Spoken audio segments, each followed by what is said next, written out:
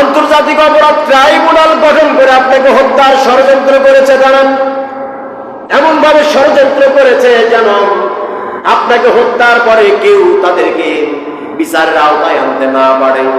এই জন্য সমস্ত কিছু কষাকষি করে রাত্রিবেলা প্রত্যেকটা গোত্র থেকে, প্রত্যেকটা বাড়ি থেকে এক একজন করে যুবক একত্রিত করে ছায়া দেখেন। নবীজি উঁকি মেরে দেখলেন চতুর্পাশে নাঙ্গা তলোয়ার নিয়ে গভীর রজনীতে নবীজির বাড়ি ঘেরাও করে ফেলেছেন।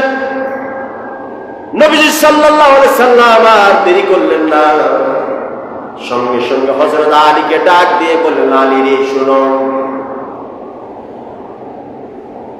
আজকে আমাকে হয়তো চলে যেতে হবে।